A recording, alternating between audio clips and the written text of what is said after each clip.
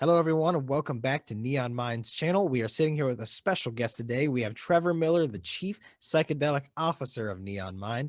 Trevor, how you doing? You ready to dive in today? I'm really good, Michael. Thanks so much for having me on this. All right, good, good. Glad to hear it. So let's start off with your title first.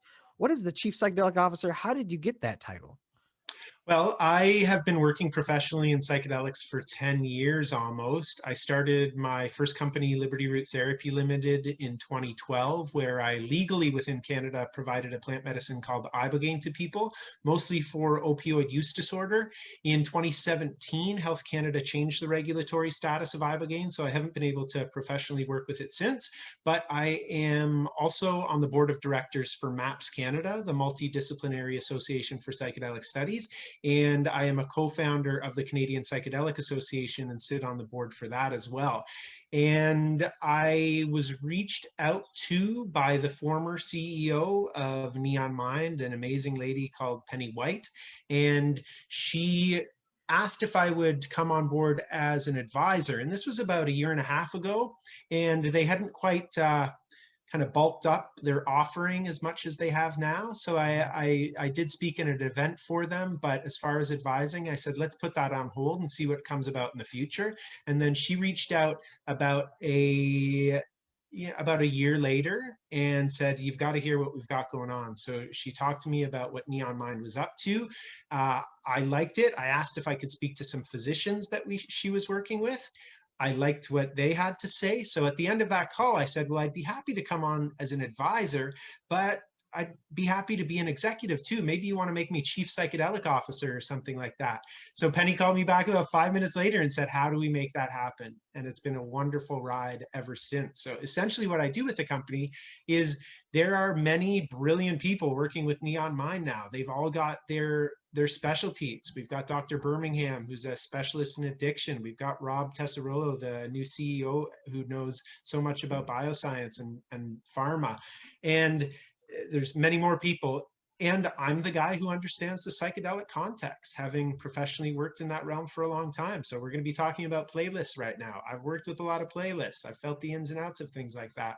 I am able to advise on what a good feeling for the patient going through a phase 2 clinical trial using psychedelics is.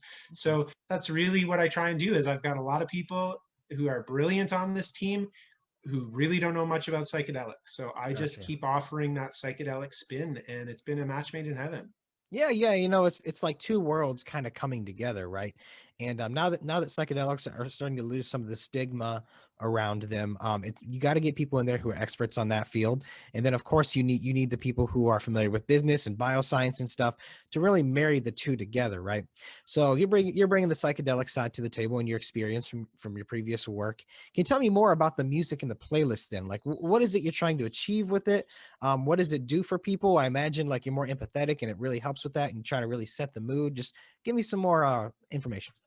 Yeah, so the music that somebody listens to through something like a therapeutic psilocybin journey, I've often described it to people as almost like the emotional pathway you're going to walk, and it's a pathway that you wouldn't necessarily walk if the music wasn't there. So we're working with Dr. Frank Russo, a professor out of Ryerson University, who is one of one of definitely the world's leading experts on the emotion and psychology of music. And like I before somebody would go through a therapeutic psilocybin journey, I would tell them, it would be told to them that this isn't all happy music Yeah. necessarily. This isn't all major keyed stuff. Like when you're in a session like this, I really don't feel there's such a thing as a bad trip. There's such a thing as a challenging experience that you then get through and are stronger because of it.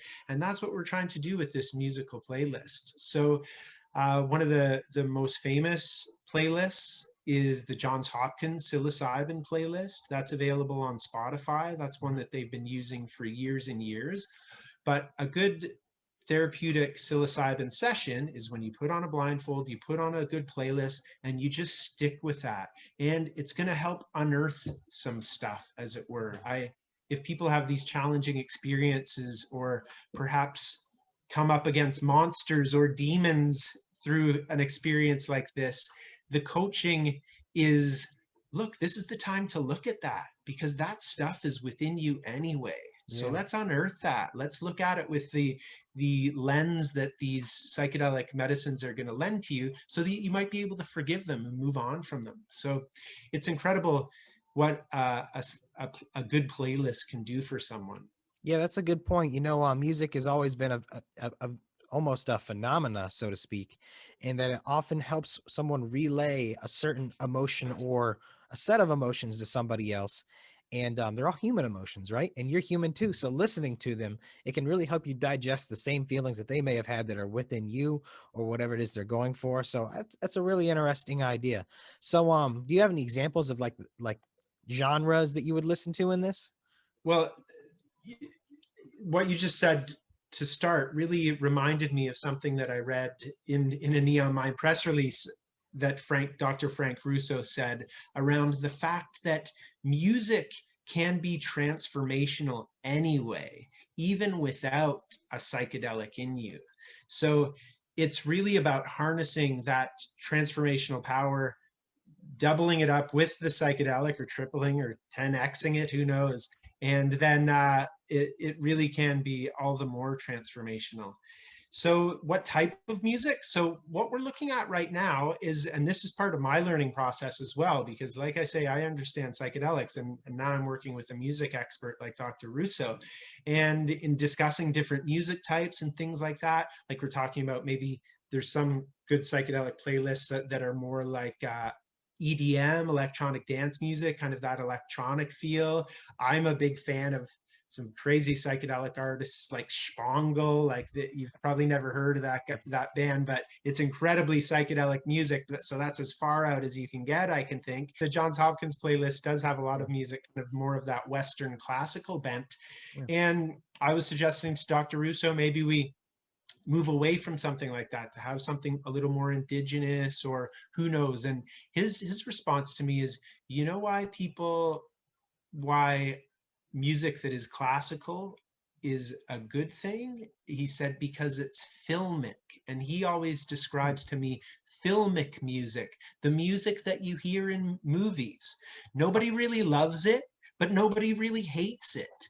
So it's a good general style of music to go to that we're all very familiar with, because we all watch so many movies. So that's kind of the flavor of the style of music I think we're going to be going towards. Dr. Russo has a massive database of music that's been measured out as far as the emotion, whether it makes you happy or sad, and the arousal, so kind of how exciting that music is. So he's got a massive database of music where he's measured that out. And I have been working with him suggesting what I think would be the ideal pitch for a psychedelic journey. And we're working towards taking that ideal, roller coaster, as it were, of the music and emotion you're going to go through, and pairing it up with the music database that he's got.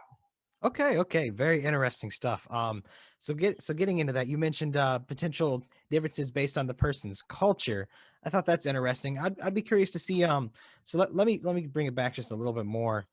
So far, what have you seen from someone being on, let's say, this journey therapeutically without the music versus with the music? Has there been anything like that in terms of like the feelings or anything? Well, Dennis McKenna, who is one of the OGs as far as psychedelics are concerned in the Western world anyway, he was a big advocate for what he called the hero's journey, which was taking 5 grams of dried mushrooms alone in complete darkness and complete silence. So there's something to be said for that. That's huge. Daunting. And yeah, and daunting.